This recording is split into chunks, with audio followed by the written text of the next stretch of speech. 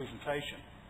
And as I'm sitting there listening to those two guys, I'm forgetting what I'm supposed to say because I started this morning at 4:30 rehearsing again all that I needed to tell you. But I'm hearing things this morning that will lend themselves very well to this.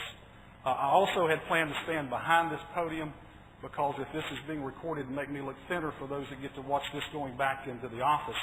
But I'll be brave and stand out in front of you this morning. Another brick in the wall. A group called Pink Floyd back in the 70s struggled with authority. They struggled with uniformity. They wanted to be individuals. They wanted to have things their own way. They were a group of kids that didn't want to be told what to do, what to look like, what to think, what to be taught. In fact, they said, teachers, leave us alone. They struggled with the difference between conformity and individualism. They wanted to be what they wanted to be, and they wanted to be it their way. The brick industry has something in common with that, in that we don't want every brick just to be another brick in the wall. And as I'm listening to Tom's presentation, Worthy Harrelson said, this brick wants to be what this brick wants to be, and I've never thought about that. You don't want your brick to be just another brick in the wall. But if you had watched the rest of this video, and Eric, to your point, I had my 15-year-old son find this for me on his iPod on YouTube because Dad couldn't figure out where to go get this. But if you watch the rest of this video, it ends in a lot of chaos. The students just run rampant, and it's chaotic, and we've got enough chaos in our lives without introducing something into the brick mix that will help us with that. So just another brick in the wall. We want to control that brick. We want it to be an individual brick. We want it to have its own uniqueness, but we also want to be the person that's in charge of what it looks like.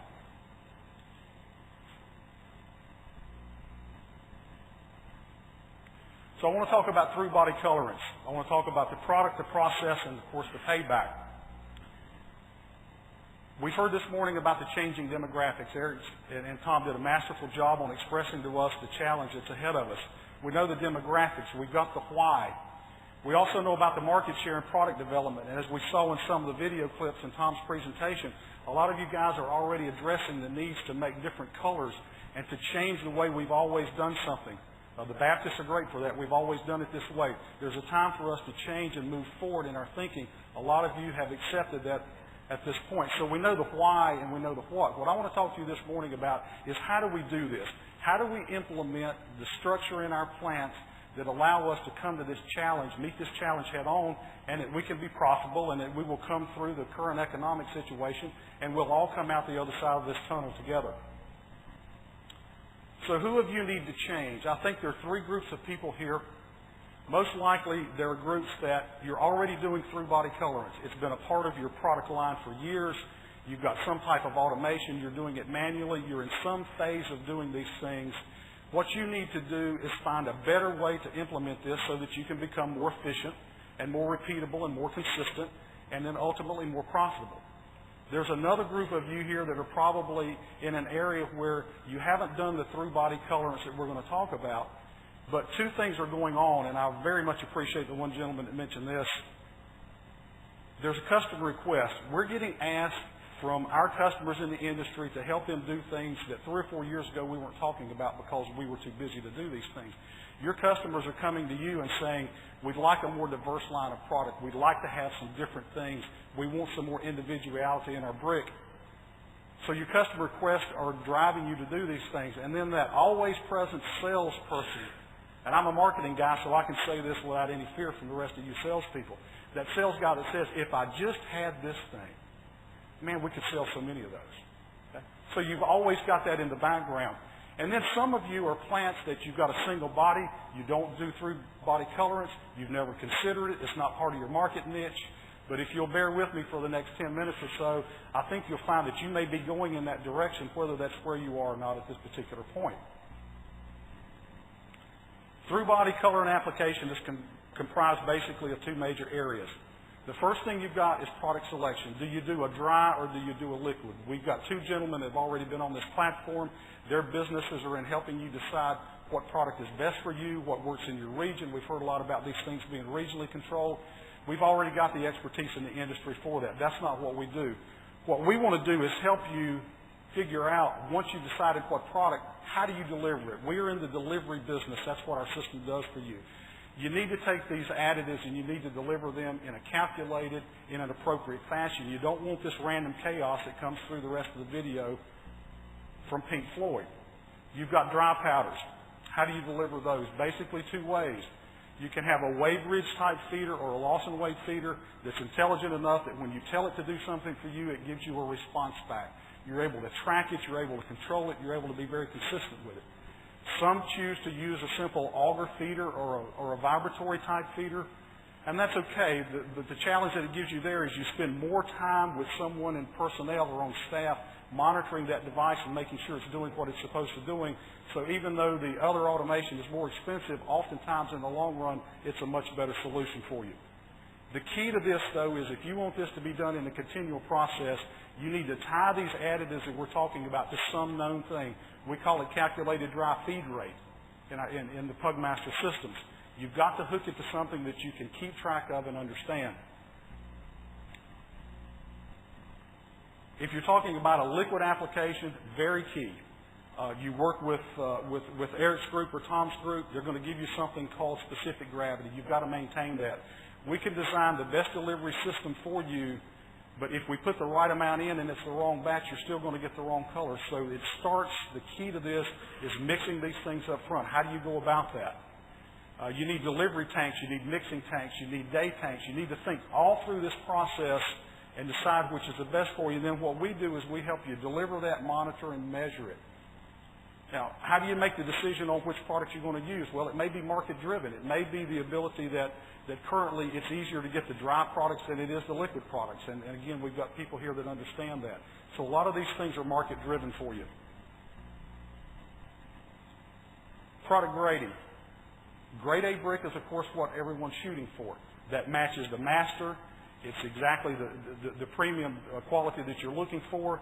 It brings you the most profit into your business. Those are the ones you make. If you A1 grade a brick, you're plus or minus a shade, but you're still off, and it's going to cost you some profitability. If you have to get to C grades, and I understand from one of our customers that all C grades are not alike. I don't know what you wind up doing with a lot of your product, but C grading a brick could cost you as much as 50% of your product. So you want to make sure that you've got a mechanism in place that helps you control what the brick look like when you're making them. So what's the cost of color inconsistency? A lot of you are doing a single set point or a single ratioed amount of an application. You're running manganese at what you believe is 1% of a feed rate, or you're running it at 4 pounds per 1,000 BE, or whatever you come up with as your solution. You're trying to put it in at some type of calculated basis. But the cost of doing this can be very expensive. I've talked to some of you. I understand that if the product actually is the wrong color and it leaves the yard and it gets into a wall at some point, staining 1,000 brick may cost you in excess of $1,200. I've talked to a couple of you that tell me replacing a brick in the wall is $2 to $10. Very expensive process to miss the boat on your color consistency. And for those of you that haven't embraced this yet, or you haven't been driven into that marketplace, another cost of this is something that's not as easily known, and that is the cost of not doing this. There's a cost of missing this marketplace. As we've heard this morning, there's going to be a cost if we don't address these issues. So for those of you, and I've talked with some of you as recently as yesterday, that are looking at some variations. We've had customers come to us in the last 18 months and say, we need to go beyond manganese at 1%. We need to be able to vary on the fly the things that we're doing, change the product range as we go. How do we do that? Well, you take a PLC and a timer. It's a very simple process. That's what we think. So you run a timer, and I've just used 60 seconds for some of this just as an example. So you run a timer, you put your manganese in at 1.5%, and then through a timer you change that manganese. Okay? But you're doing it based on time and not tonnage. And we pretty much all can accept the fact that sometime during the day our feed rates change whether we like it or not. So if you're doing this thing on a time basis, at some point your product range is going to get beyond your control. So what happens when you go from 60 tons to 50 or 55 an hour? Well, you wind up with an inconsistent product. You're still going to make the batch, but you've lost control of how many of those brick are going to be a particular color. We believe that in this scenario, and I missed a slide, can you duplicate this 6 months from now? If you have to make this brick again, and you know that your color is not consistent because of feed rate, can you repeat that 6 months down the road? We believe that doing this on tonnage is a better application. So if we're running 60 tons an hour and we're putting in 1.5% manganese, and we're cycling this thing not based on 60 seconds because we don't know how much material went through the extruder in 60 seconds, But if we base it on tonnage, if we're running a ton an hour, then we know exactly how many brick are going to be any particular color. And we do this through recipe control. So what happens when the feed rate varies? Well, you wind up with exactly the same product. You've got 55 tons of it an hour instead of 60 tons an hour. We call this flex ratio. It's a term that E.H. Wright coined. And you can duplicate this 6 months down the road. This is all recipe-based. So we're giving you the ability to control the outcome of your brick product. So what is flex ratio? Flex ratio is merging the art of technology to satisfy customer demand. It's basically an application of through-body colorants where you have variations in your control.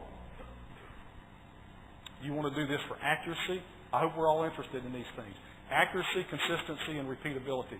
Is there anyone in here that wouldn't like to have some of that in the brick process? Of course, that's what we want. We want it in our business. You want to be able to control your product color range. Okay? Again, we've heard this morning, we need to adapt to a marketplace where my son and his friends and the next generation are going to be looking for things that we may not be currently producing. How do we do that? What's our challenge again? Our challenge is to embrace the marketplace and change with it and go forward as we can.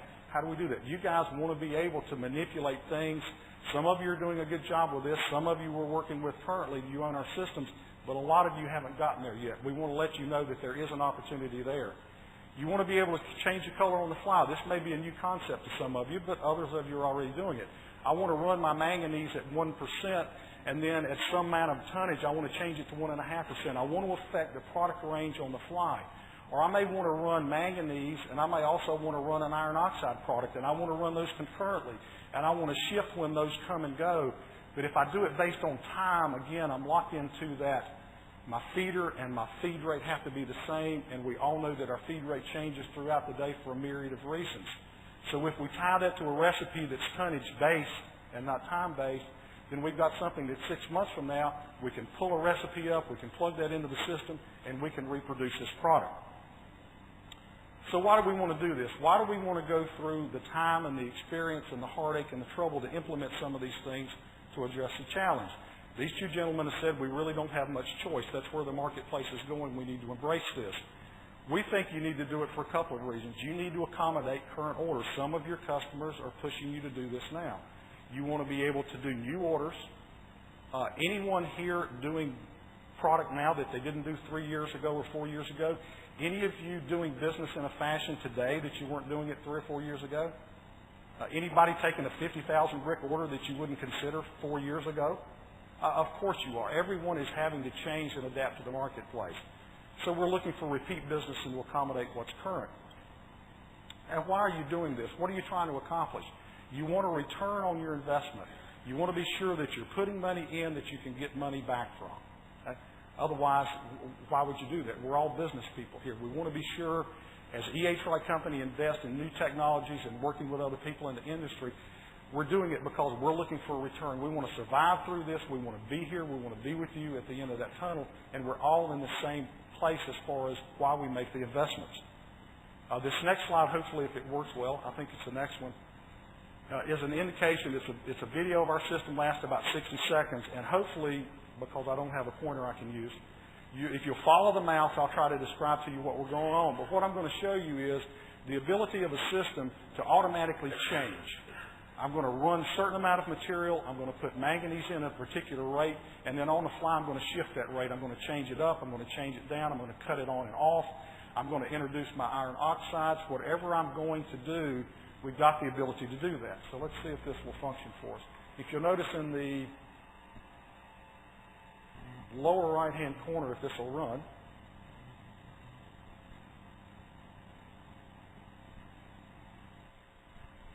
always a technical difficulty.